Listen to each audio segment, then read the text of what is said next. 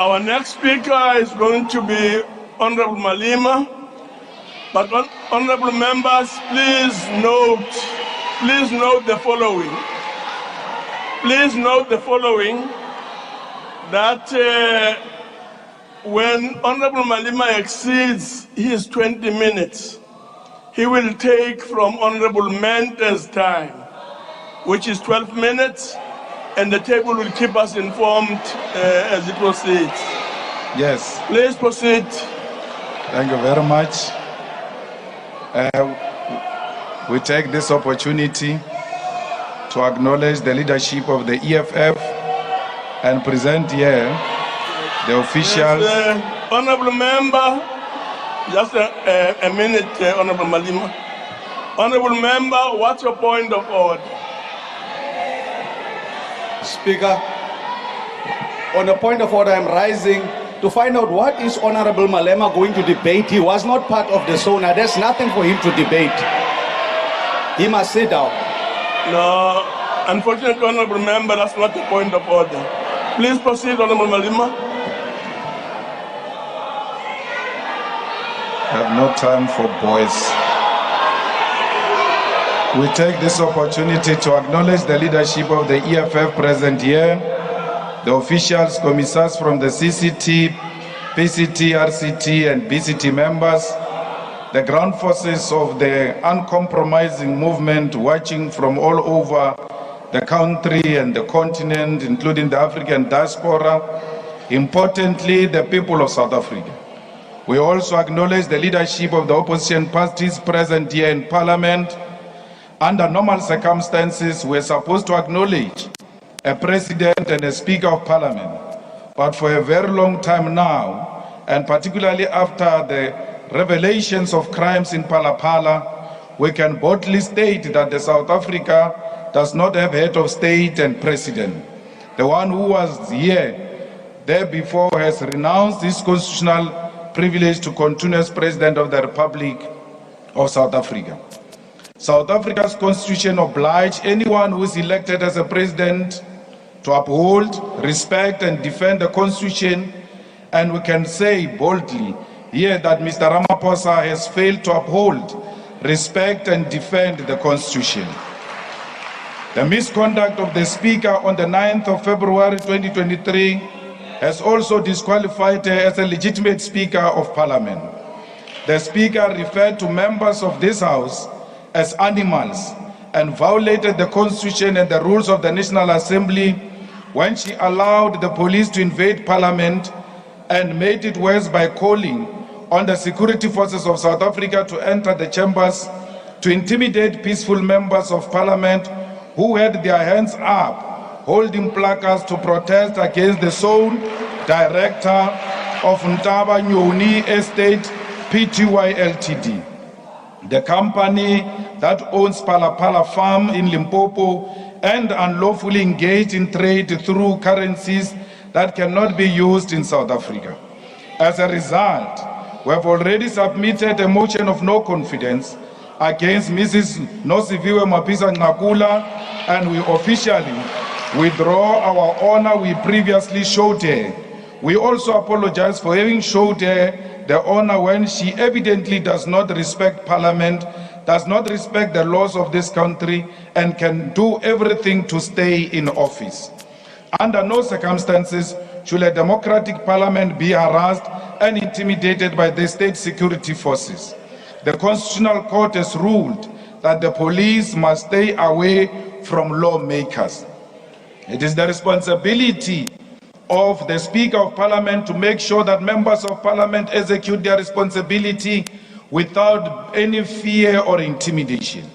But once you usher in police inside the chambers, you are effectively saying and allowing the tyrant to intimidate and even possibly prosecute those who disagree with the tyrant. The police must never be allowed inside the chamber because that is where the executive is held accountable. And those who are in power, if they do not have answers, may be tempted to use the security forces to intimidate those who are holding them accountable. I've known the president of the ANC longer than many of you, and he has known me when I was very young. Under no circumstances will he ever be threatened by me, or can he feel that his life is under threat because Julius is next to him. I've been next to him before. Many of you joined the ANC, including the second Deputy Secretary General of the ANC. So there is no need for you to behave like you can protect him against the people who sit with him in the chamber, and he does so without even having bodyguards, without being intimidated. The president himself said when he was playing golf the following day that he never felt intimidated, neither was he scared when he was in this parliament. So who are you saying? What are you saying? The people who use your own stomachs to think. The president has put you under the bus, those who said the president was under threat. He said himself was never under threat, neither was he intimidated. So what were the police doing here? They were here because the speaker has lost total control of this parliament, and that's why she must step down. We take this opportunity to pay tribute to fearless ground forces and volunteers who gathered 10 years ago in Uncle Tom's Hall and said economic freedom in our lifetime. The organization that you started 10 years ago, it's a force to be reckoned with and a fighting instrument in the hands of the people. Despite the fact that you, as ground forces of the EFF, defined the EFF to be, amongst other things, a protest movement, you also said we are a government in waiting. As we are talking here today, we are a government in the city of Johannesburg, where the EFF was founded. And the EFF is responsible for public safety and healthcare and social development. We can assure the people of Johannesburg that the crime in the economic capital of South Africa will go down, and our communities will receive better primary health care, which will be premised on massive public education on health care and health matters. Public safety is what we are going to ensure. We will demonstrate to the people of Johannesburg that we will reduce the levels of contact crime, murder, robberies, car hijackings, assault with intention to do grievous bodily harm in all crime spots of Johannesburg, particularly Hillbrow, GP, Central Johannesburg, Orange Farm, Alexander, Ivory Park, Honeydew, and Midrand. We will not tolerate criminals anywhere in the city of Johannesburg. Our energy services must understand. Honorable Malema, just a minute. I see your hand is up, Honorable Member. Can I find out on what point are you rising? Thank you very much, Chair. I'm rising on 14P. The honorable member on the podium have taken this very same house, have litigated the very same house, who have been schooled by him that the president have taken. No, you can howl. We have been schooled by that one. Listen, we have been schooled by that one. He told us that the president have taken parliament to court. Therefore, president cannot address this house. The very same thing have done it. He does not have any standing to address this house. He is a delinquent.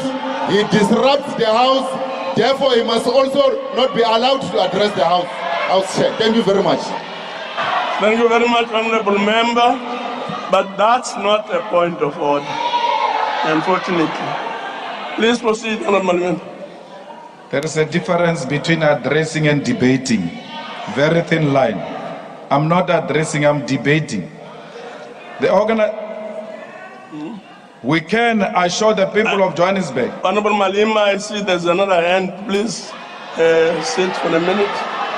Honorable Member, please start off by indicating on what point of order are you rising? On what point are you rising?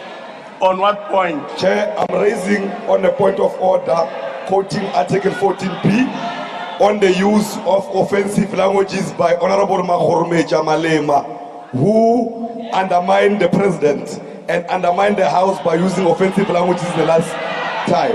Now, before Makhoromeja continues to address, Makhoromeja must first apologize to the parliament or he must not address, because we can't be addressed by Makhurumeja, who undermines this parliament. Thank you very much, Honorable Member. Honorable Members, can I really make a plea that when we rise on a point of order, it should really be a point of order. I'm not going to really allow any other person to make a speech in the pretext of raising a point of order. Please desist from doing so. Honorable Malema. Thank you very much.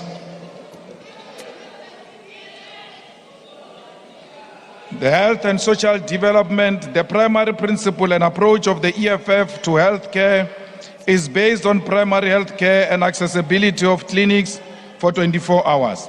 Each and every ward in the city of Johannesburg must have a healthcare facility, whether it is a hospital, clinic, poly or mobile clinic. What primary healthcare means is that our nurses and departments of health as a whole must not wait for patients to come to them only when they are terminally ill and require expensive and sophisticated healthcare operations.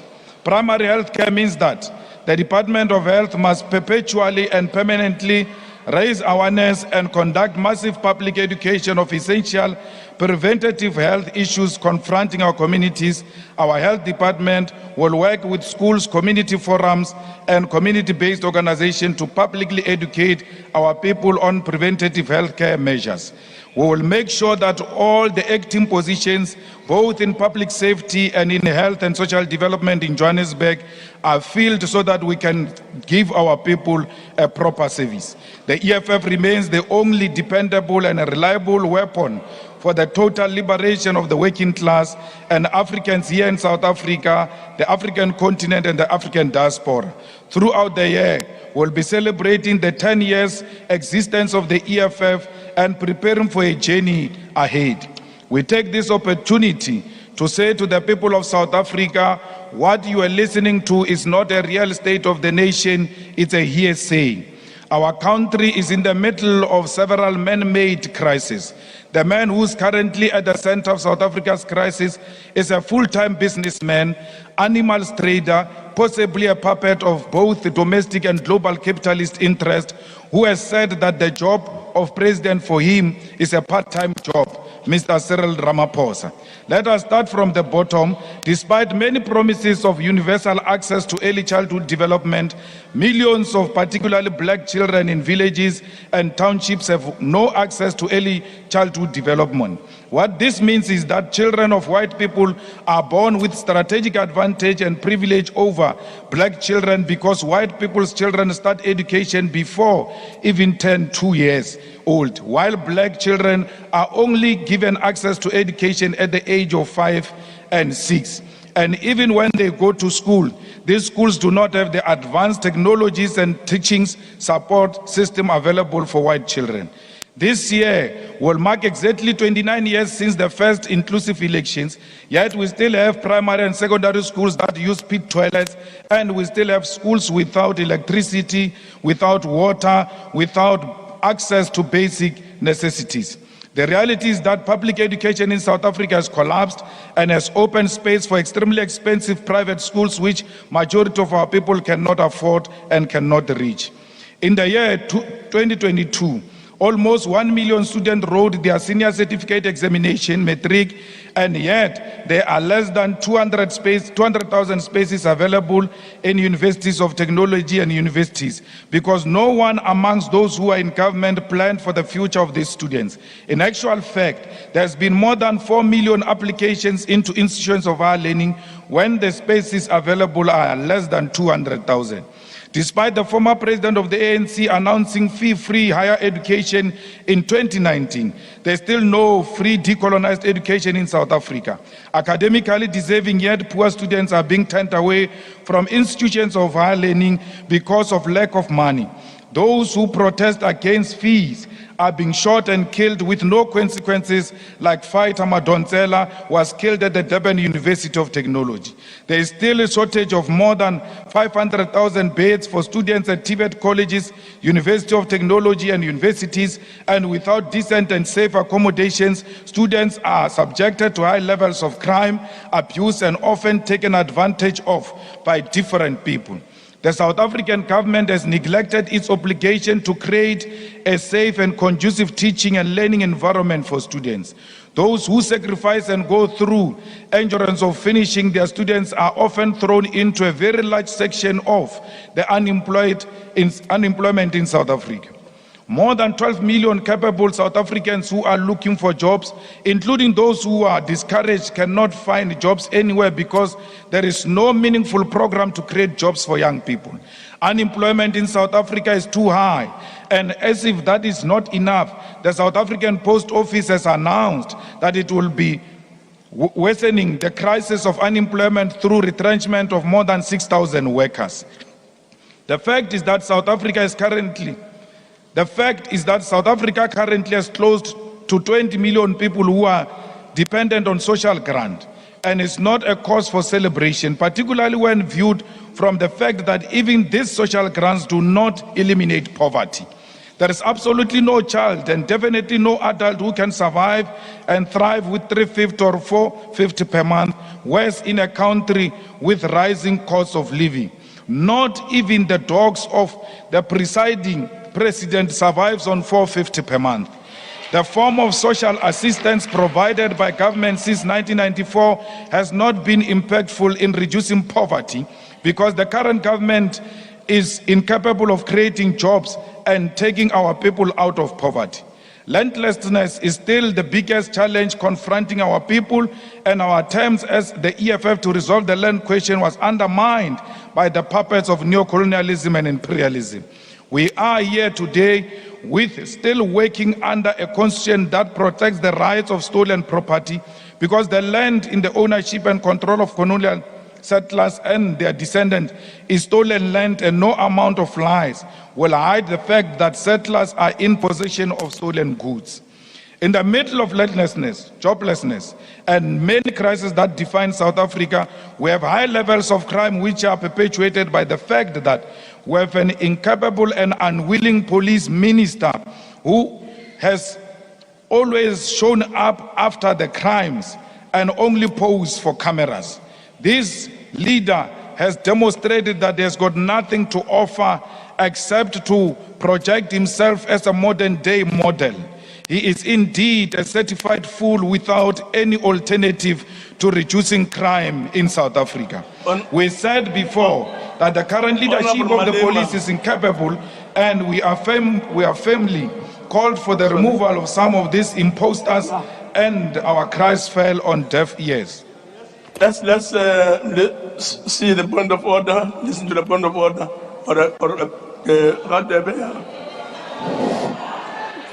Thank you, Honorable Chairperson. The member in the podium has used an offensive language by referring to the minister as an FOON. Thank you, Chair. Honorable Malema. He didn't quote the rule. He didn't quote the rule, Chair. No, never mind the quoting. The point is that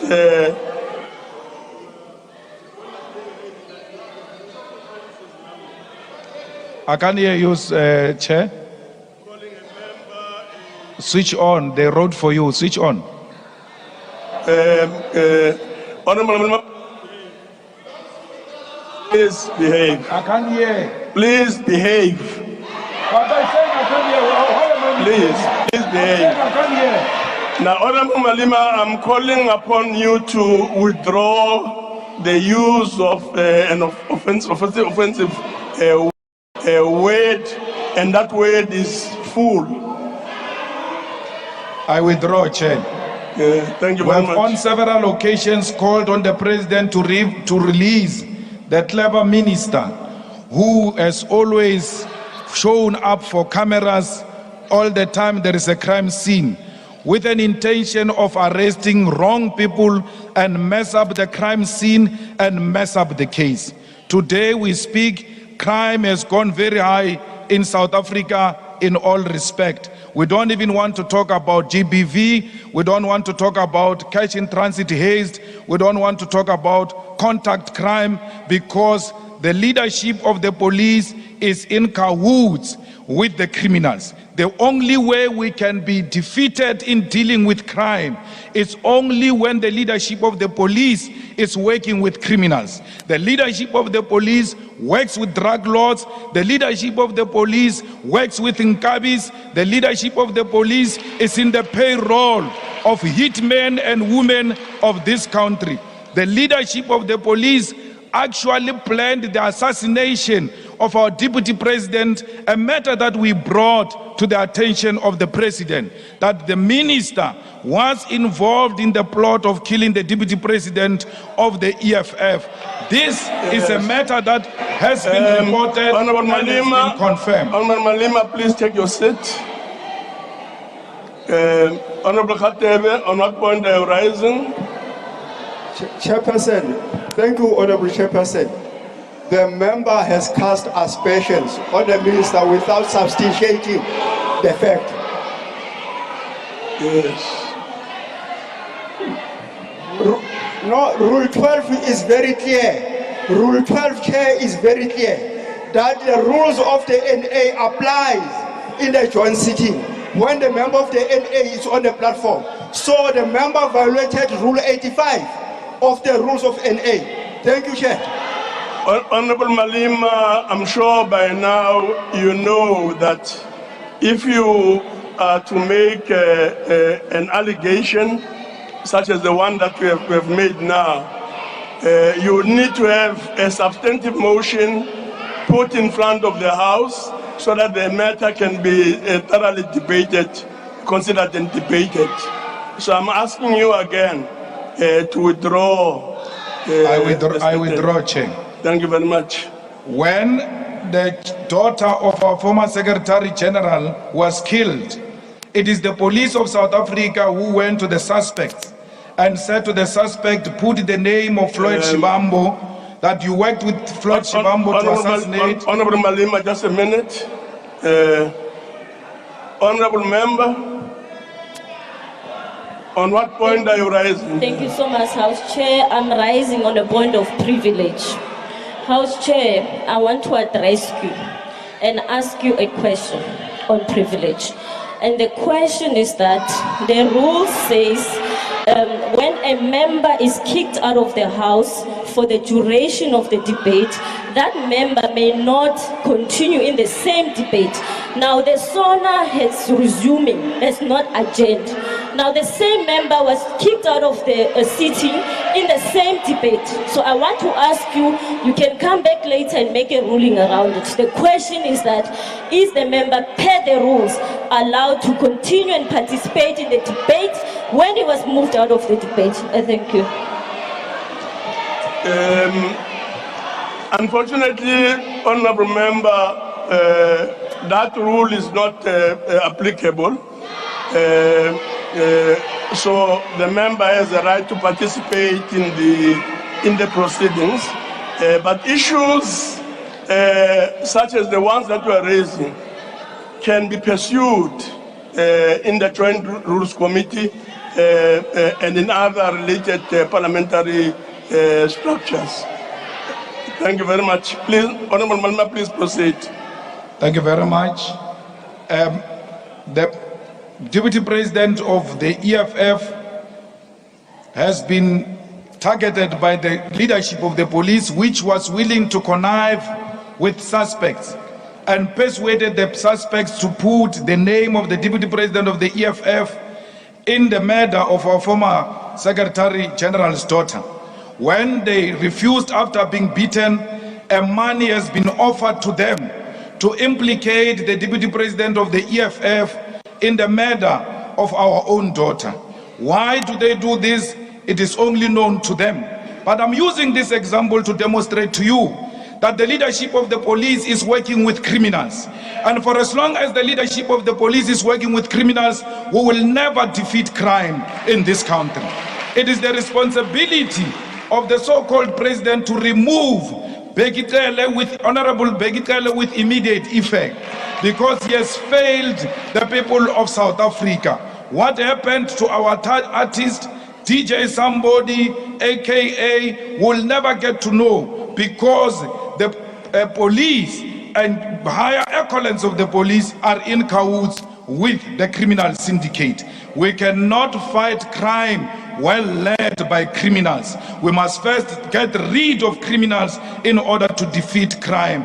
May AKA's soul rest in peace and haunt all of these people who have made it so difficult for him to live long. Honorable Malema, don't you really think that it should be all the members, all the honorable members, all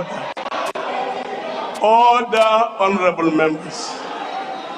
Now, honorable members, don't you think it would be advisable